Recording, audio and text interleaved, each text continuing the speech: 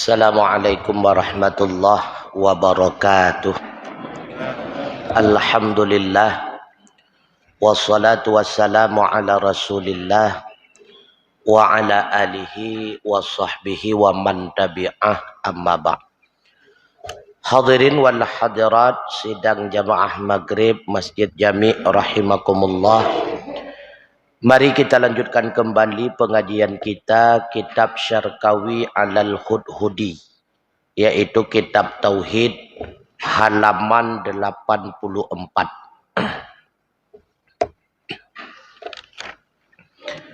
Bismillahirrahmanirrahim.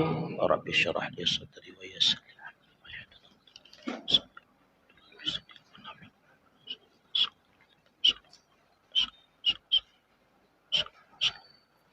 Sad wal mumatsalatu lil hawadisi bi ayyakuna jirman ay ta'khudhu dzatuhul 'aliyatu qadaran minal firaghi au yakuna 'ardan yaqumu bil jirmi au yakuna fi jihatin lil jirmi au lahu huwa jihatun au yataqayyadu bimakanin au zamanin au tattasifu dzatuhul 'aliyatu bil hawadisi au yattasifu bis saghari awil kibri au yattasifu bil aghradi fil af'ali wal ahkam.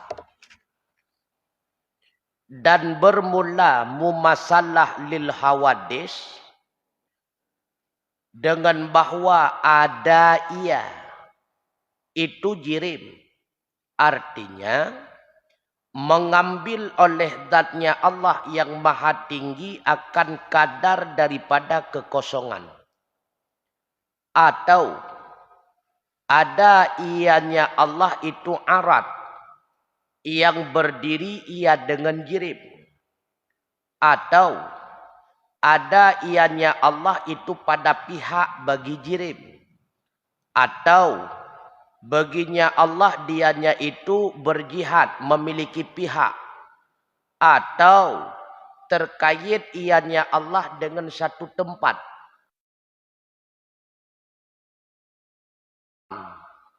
atau bersifatlah zat Allah yang maha tinggi dengan segala sifat hawadis, atau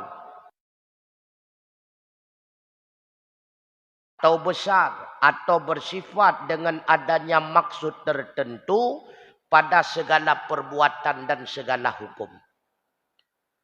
Semua itu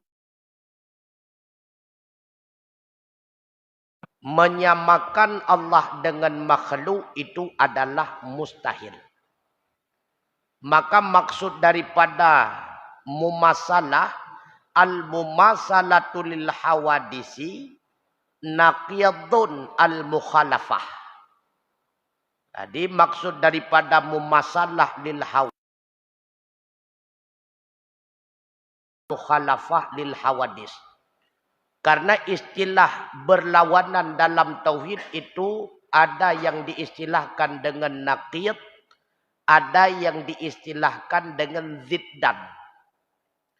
Kalau naqid, dua yang berlawanan mesti ada salah satu. Itu naqid. Seperti berlawanan antara ada dengan tidak ada. Mesti ada salah satu. Kalau seandainya yang ada itu tidak ada, berarti ada tidak ada pula. Kalau yang ada itu adalah ada, berarti yang tidak ada itulah tidak ada. Jadi antara ada dengan tidak ada itu berlawanan secara naqiyadun. Berlawanan nangan hana, nyen gepenan berlawanan secara naqiyad. Ahwate ada itulah yang na, maka yang hana putra tiada. Ahwate tiada yang na berarti ada hana. Mesti harus ada salah satu. Kalau tidak ada itu yang ada, berarti ada mesti tiada. Tidak boleh kedua-duanya itu tidak ada. Antara ada dengan tidak ada itu saling berlawanan, tapi mesti ada salah satu. Itu nakid. Berbeda dengan ziddan, berlawanan secara ziddan, dua yang berlawanan boleh kedua-duanya itu tidak ada. Seperti berlawanan antara hitam dengan putih. Itu berlawanan secara ziddain. Hitam lawannya putih, putih lawannya hitam. Dan boleh kedua-duanya tidak ada. Hitam tidak ada, putih tidak ada. Yang ada kuning. Yang ada biru. Nah, itu berlawanan secara ziddain namanya. Maka berlawanan antara mukhalafatuhu lil hawadis dengan mumasalatu lil hawadis itu berlawanan secara naqidain. Allah wajib mukhalafah lil hawadis, beda segala-galanya dengan makhluk. Wajib ada, berarti mumasalah lil hawadis itu mesti tidak ada. Karena naqidain. Kalau kedua-duanya ada itu mustahil karena saling berlawanan. Maka mumasalah lil hawadis sama Allah dengan makhluk itu lawan daripada mukhalafah lil hawadis. Beda Allah dengan makhluk. Li'annal mumasalah karena sesungguhnya mumasalah itu ibaratun anil ittifaqi fin jabi'i sifatin nafsi fima yajibu wa ma yastahilu wa ma yajudu. Karena bahwa sungguh mumasalah itu ibarat daripada penyesuaian pada sekalian sifat nafsi, pada ma yang wajib ia, dan ma yang mustahil ia, dan ma yang harus ia. Jadi mumasalah itu ibarat, bahasa singkat. Yang dimaksud dengan ibarat, kata lain secara bahasa yang singkat. Untuk menjelaskan maksud yang luas. Nah, itu arti daripada ibarat. Jadi ketika dikatakan ini ibaratnya. Apa yang dimaksud dengan ibarat? Yang dimaksud dengan ibarat kata singkat untuk menjelaskan maksud yang luas. Itu ibarat. Maka mumasalatun itu bahasa singkat. Untuk menjelaskan bahwa penyesuaian antara Allah dengan makhluk. Baik pada hal yang wajib ataupun pada hal yang mustahil ataupun pada hal yang harus. Semua penyesuaian itu tidak ada. Itu mustahil antara Allah dengan makhluk. Yang ada pada Allah tidak ada pada makhluk. Yang ada pada makhluk tidak ada pada Allah. Yang mustahil pada Allah belum tentu mustahil pada makhluk. Yang mustahil pada makhluk itu belum tentu mustahil pada Allah. Yang harus pada Allah belum tentu harus pada makhluk. Yang harus pada makhluk belum tentu harus pada Allah. Maka tidak ada sedikit pun keserupaan antara Allah dengan makhluk. Wajib diiktikadkan yang demikian. Apabila ada unsur keserupaan antara Allah dengan makhluk, maka keyakinan itu sesat. Wal mukhalafah ibaratun an-nafil mumasalah. Mukhalafah itu apa? Bahasa singkat untuk menjelaskan bahwa nafi mumasalah. Keserupaan antara Allah dengan makhluk itu ternafi, tidak ada. Itu arti daripada mukhalafah. Maka mukhalafah lil hawadis beda. Arti beda apa? Ternafi, tidak ada kesamaan sedikit pun. Lil hawadis antara Allah dengan makhluknya. Itu tidak ada keserupaan. Wal hawadisu jam'u hadisin. Hawadis itu jamak daripada kalimat hadisun. Hadisun itu mufrad. Hadisun, hadisaini, hawadis. Jadi hadisun. Satu yang hadis. Hadisaini. Dua yang hadis. Hawadisun. Segala hadis. Wal hadisu. Apa itu hadis? Yang dimaksud dengan hadis. Huwal mutajaddadu ba'da adamin. Yang diperdapatkan setelah tiada. Itu hadis namanya. Sesuatu yang diperdapatkan setelah tiada. Itu namanya hadis. Maka ada. Ada itu adalah titik awal hilangnya tiada. Ada itu adalah titik awal hilangnya tiada. Karena semua makhluk diawali oleh tiada.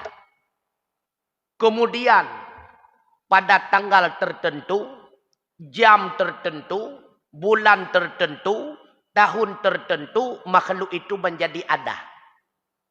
Adanya si makhluk itu, itulah awal titik hilangnya tiada. Ketika telah ada, kemudian akan ditiadakan kembali oleh Allah. Ataupun tiada kali yang kedua. Tiada kali yang kedua itu merupakan awal titik menjadi hilangnya ada. Maka ketika ada yang bertanya, apa itu yang dimaksud dengan ada? Ada adalah awal titik hilangnya tiada. Jadi kapan dia ada? Kapan mulai tiada? Nah, jadi kapan dia ada? Kapan berakhir tiada? Ketika berakhir tiada berarti awal ada. Ketika berakhir ada berarti awal tiada. Maka yang dimaksud dengan hadis, apa itu hadis? Sesuatu yang didapati padahal dulunya dia itu tiada. Itulah hadis.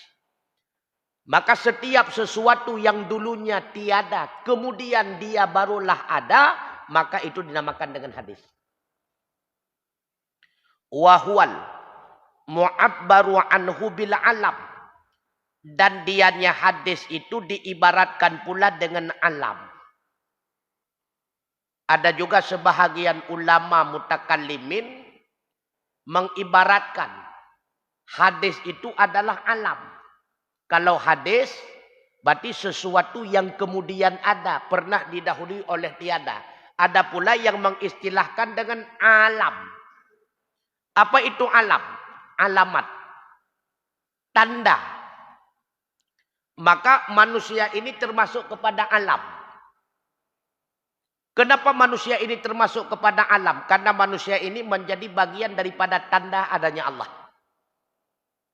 Jadi alam, hadis, makhluk itu sama. Mungkin itu sama. Semua itu istilah-istilah untuk makhluk. Diistilahkan dengan makhluk karena kita hasil ciptaan daripada Khalik. Pencipta dinamakan Khalik. Sedangkan hasil ciptaan diistilahkan dengan makhluk. Makanya semua kita ini makhluk. Atau pula diistilahkan dengan mungkin. Apa itu mungkin? Sesuatu yang boleh ada, boleh tidak ada. Maka semua kita pada dasarnya boleh ada, boleh tidak ada. Maka kita pula bisa diistilahkan dengan mungkin. Ataupun diistilahkan dengan hadis. Karena keberadaan kita, adanya kita pernah didahului oleh tiada. Maka semua makhluk itu pun bisa diistilahkan dengan hadis. Ataupun semua kita ini diistilahkan dengan alam. Karena semua kita ini bisa menjadi tanda bukti bahwa adanya Allah. Maka keempat-empat istilah ini maksudnya adalah makhluk. Wahwa munhasirun fil jawahiri wal a'rad. Dan bermula dianya alam, itu terhasar ia pada segala jawahir dan segala a'rad. Kama sayati, sebagaimana yang selagi akan datang penjelasannya. Dan bermula dianya jawahir itu ajram, segala jirim. Wa haqiqatul jirmi, dan bermula hakikat jirim huwa kullu ma mala'a qadaran minal firaghi. Dan dianya jirim itulah setiap benda yang memenuhi ia akan kadar daripada kekosongan. Kal hajari seperti anak batu, wasyajari dan seperti pohon kayu, wadzawatil hayawanati dan seperti tubuh segala hewan. Setiap jawahir, setiap jauhar itu adalah jirim. Apa itu jirim? Yang dimaksud dengan jirim, sesuatu yang mengambil kadar kekosongan. Itu jirim namanya. Sesuatu yang mengambil kadar kekosongan. Seberapa besar kekosongan yang dia ambil, seberapa besar jirim tersebut. Apabila jirim itu kecil, maka kadar kekosongan yang dia ambil itu kecil. Gelas, ini jirim. Karena ketika gelas itu diletakkan, dia mengambil kadar kekosongan. Kadar kekosongan bahagian daripada meja. Bukti dia itu mengambil kadar kekosongan apabila diambil gelas yang kedua, tidak bisa lagi ditempatkan pada tempat yang telah diambil oleh gelas yang pertama. Karena kekosongan telah diambil oleh gelas yang pertama. Paling-paling dia tak puduk gelas kedua samping raunun. Ratui.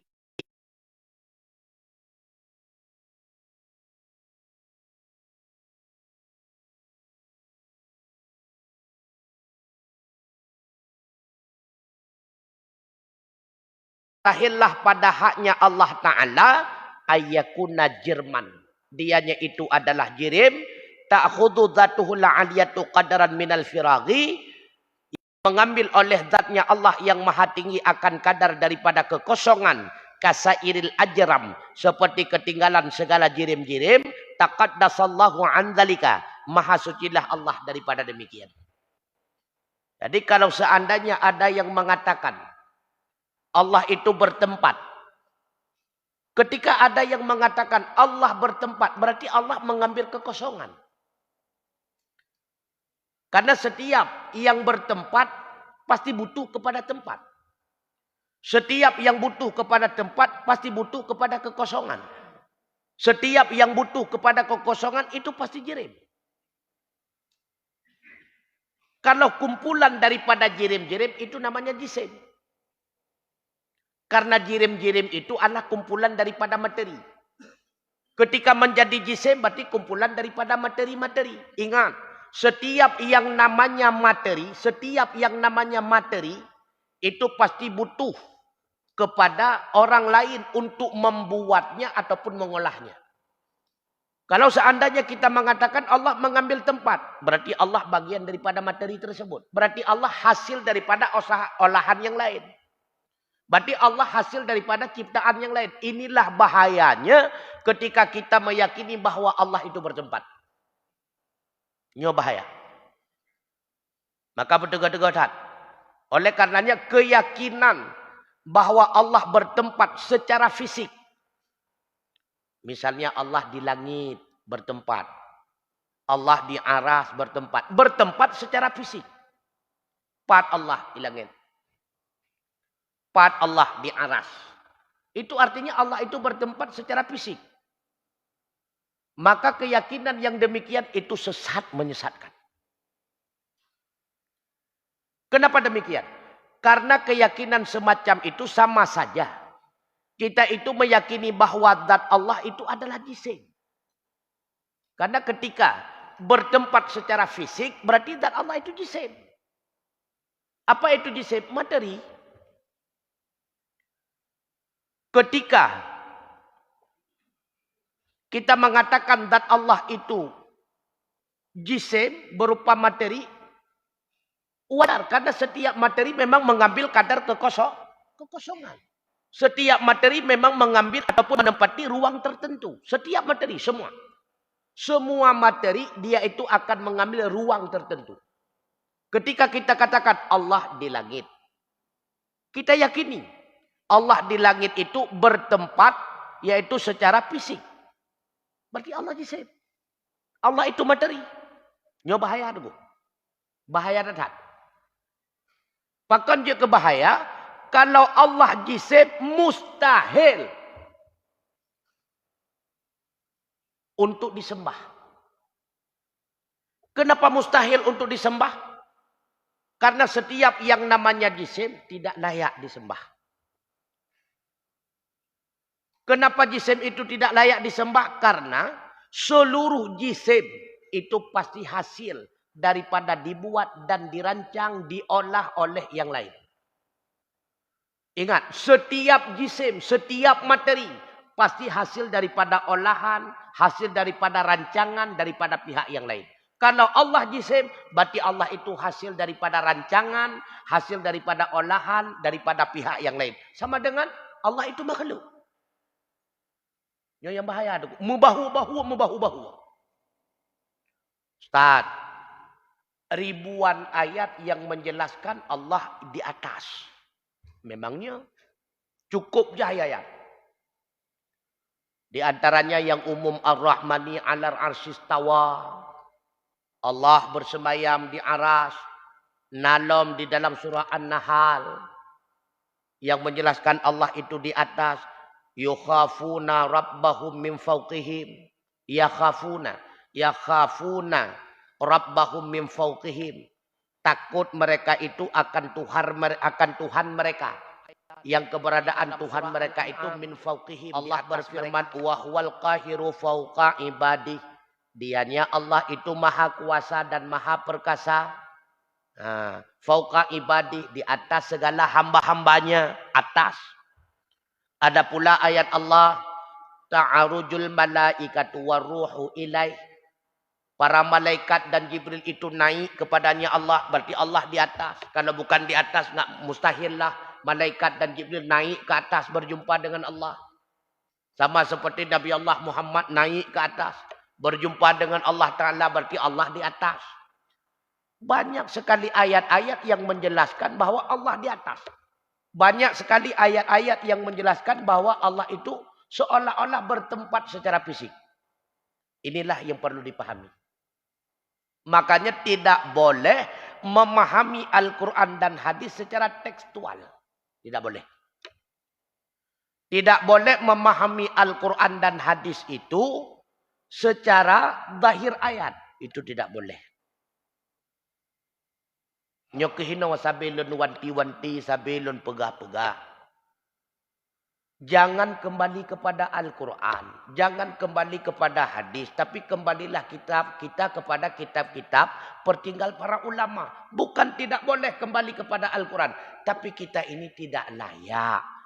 Kalau kembali kepada Al-Quran mengambil hukum langsung daripada Al-Quran.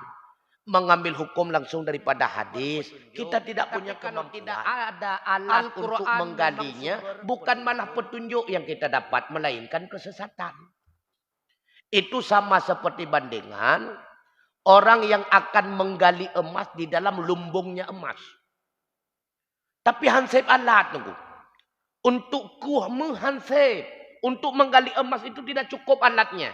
Nyankanmu tak temung nunggu. Gelang keperan tak temung nunggu. Hansip alat.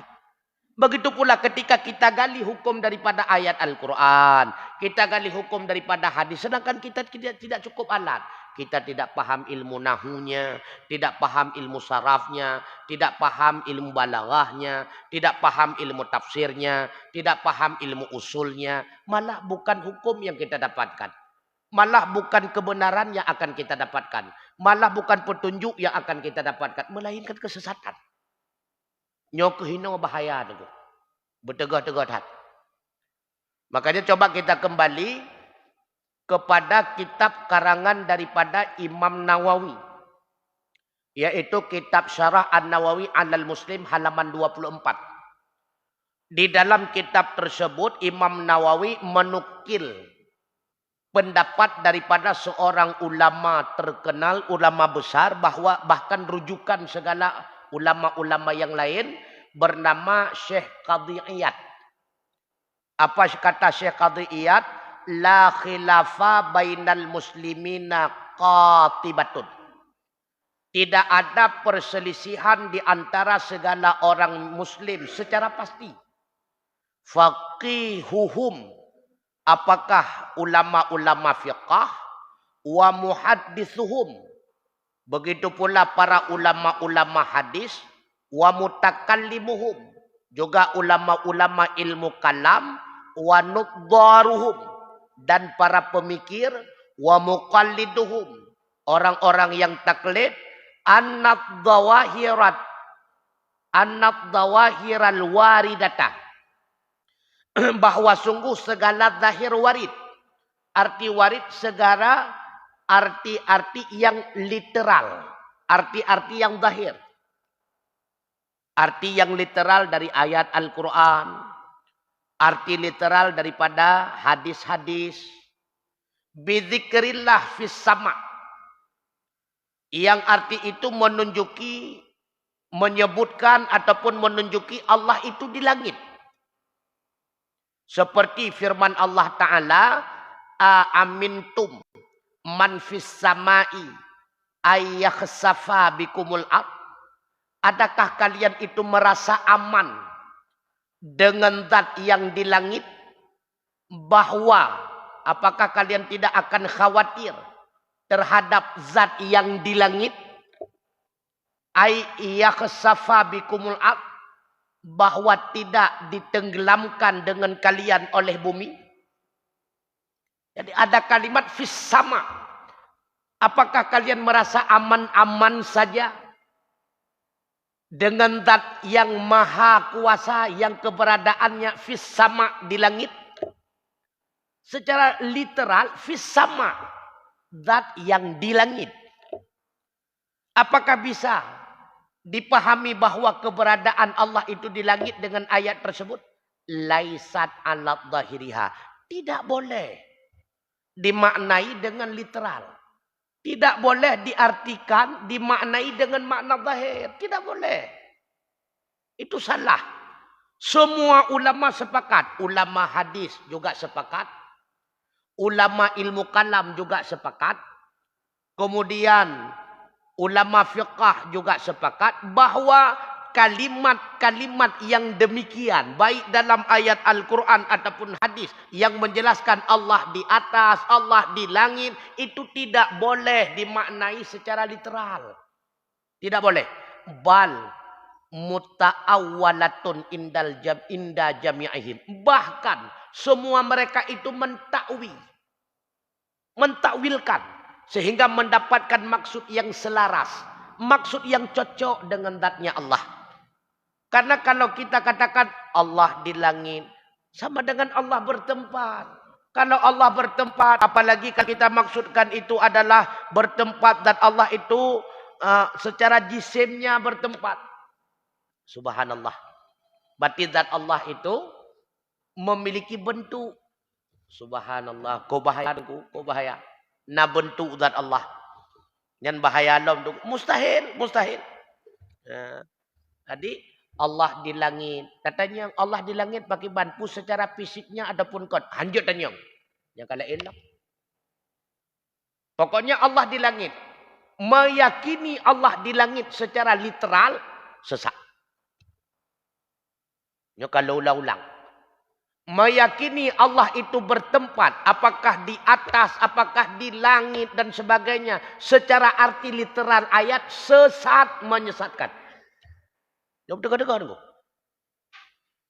Kenapa demikian? Karena akan membawa pemahaman Allah itu jisim, materi. Allah itu materi berarti Allah itu hasil daripada olahan daripada pihak lain. Na'udzubillah. Ya bahaya dah. Hai ayat cukup je dalam Al-Quran yang menjelaskan Allah di langit, Allah di atas, malaikat naik ke langit, Rasulullah naik ke langit. Cukup je. Semua amalan-amalan akan diangkat kepadanya Allah. Makna diangkat berarti Allah di atas.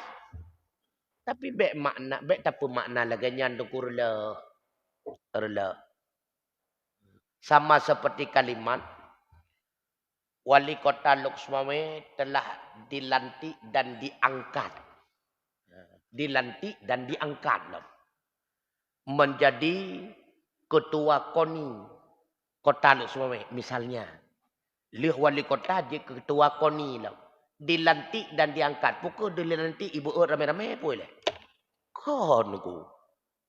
Diangkat kedudukannya. Bukan diangkat zatnya. Bukan diangkat fisiknya.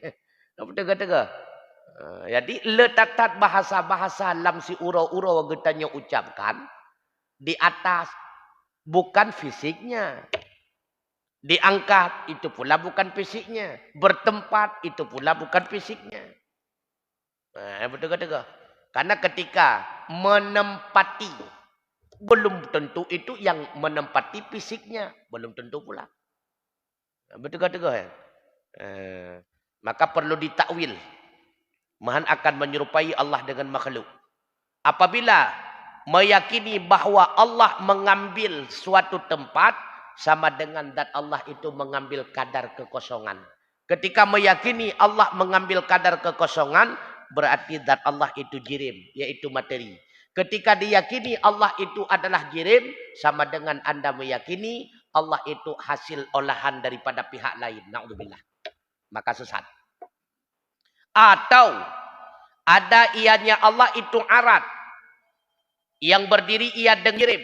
Dianya arat itu satu, itu nok yang kedua daripada alam. Arat adalah sifat makhluk. Putih, hitam, panjang, pendek. Nah, itu arat maksudnya. Maka untuk membedakan antara sifat Allah dengan sifat makhluk. Sifat Allah dikatakan sifat. Sedangkan sifat makhluk dikatakan arat. Nah, jadi arat itu adalah sifatnya makhluk. Contoh, putih, hitam, panjang, lebar, pendek, dan sebagainya. Apakah Allah itu arat? Bukan. Arat itu juga bagian daripada makhluk. Karena apapun yang menyatu dengan makhluk itu makhluk. Panjang, panjang itu keberadaannya di mana? Pada makhluk. Maka panjang itu pula makhluk. Hitam, keberadaannya hitam di mana? Pada makhluk. Maka hitam juga makhluk. Besar, keberadaannya besar di mana? Pada makhluk. Maka besar itu pun makhluk. Makanya ketika dikatakan Allahu Akbar, Allah Maha Besar. Itu bukan besar fisiknya. Itu besar kekuasaannya. Makanya perlu ditakwilkan. Cukup kalimat-kalimat menyamai antara maksud. Seolah-olah maksud pada diri Allah hampir sama dengan maksud pada diri makhluk. Tidak. Makanya perlu ditakwil. Kalau Allah Maha Besar sama dikatakan besar sebagaimana besarnya raksasa dan sebagainya. Salah. Kenapa salah? Berarti Allah itu berbentuk. Besar itu makhluk. Oleh karenanya segala sesuatu yang terikat dengan makhluk semua itu adalah makhluk. Karena sebelum Allah jadikan makhluk, belum ada besar.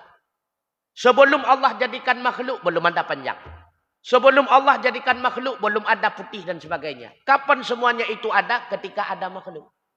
Sebelum ada makhluk, semua itu tidak ada. Kenapa demikian? Karena semua itu adalah sesuatu yang senantiasa melekat dengan makhluk. Sesuatu yang senantiasa melekat dengan makhluk, makhluk. Maka yang melekat dengan makhluk tidak ada pada zat Allah. Yang ada pada zat Allah tidak ada pada makhluk. Yang bertega-tega. Mukhalafatul hawadi. Nah sama Allah dengan makhluk membacut pitan sama. Zat Allah tidak sama. Sifat Allah tidak sama. Perbuatan Allah pun tidak sama. Sedikit pun tidak sama. Maka ketika ada keyakinan yang hampir menyamai. Itu sudah mulai sesat. Sudah sama. Maka sudah keluar. Daripada kebenaran. Ya bertega-tega. Etno ini putrana pertanyaan.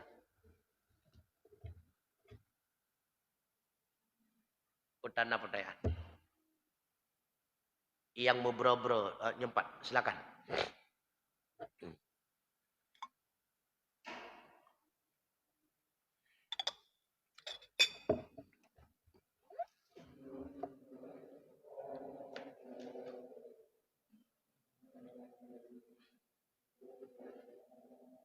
Cara BDWC dah dua baru dah dengar.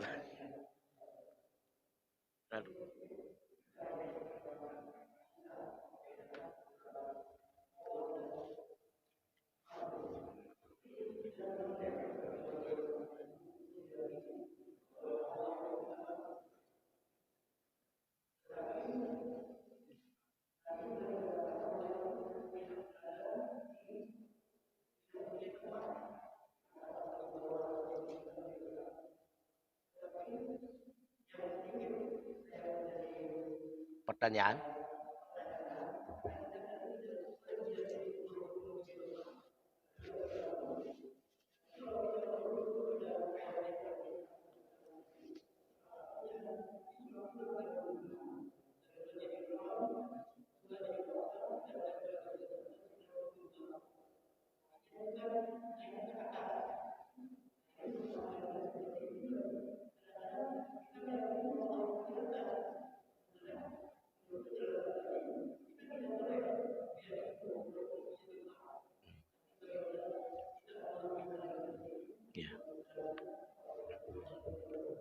Waalaikumsalam warahmatullahi wabarakatuh. Kaitan dengan masalah Isra Mi'raj. Rasulullah naik ke Sidratul Muntaha untuk berjumpa dengan Allah.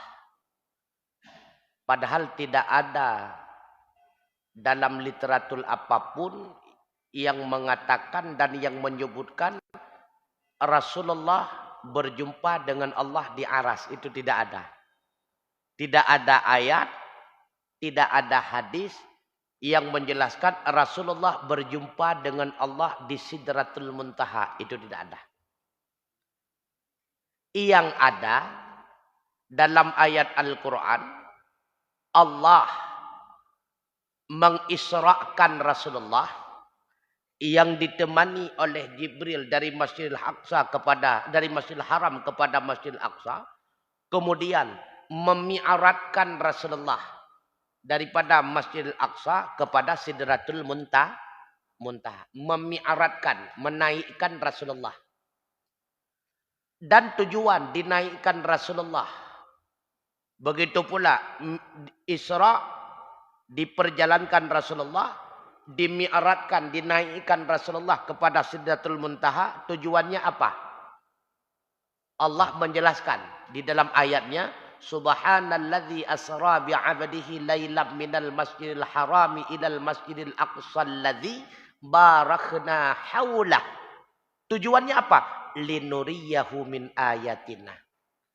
Supaya kami nampakkan akannya Muhammad ayatina, akan tanda-tanda kebesaran kami. Allah tidak pernah Pak Sekda berjumpa dengan bupati. Pak Sekda berjumpa dengan naik lagi pada tempat itu bisa melihat Allah. Makanya naik turun agar beliau bisa melihat Allah. Bukan di tempat itu adanya Allah. Karena tempat itu dikhusus. Begitulah bandingannya. Lemah naik coba. Punya naik coba. Aku pergi sedar lemah. Ya cok lemah. Kau ya sedar lemah. Begitulah bandingannya. Maka tetap apapun alasannya. Kalau seandainya Allah itu ada tempat. Hai tem sinkron. Akai hai terimang. Akai yang sehat, akai yang logis tetap tidak akan menerima Allah itu memiliki tempat. Hai patih.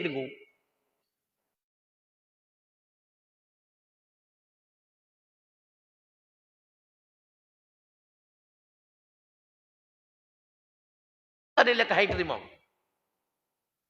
Karena ketika bertempat itu pasti secara fisik. Secara fisik berarti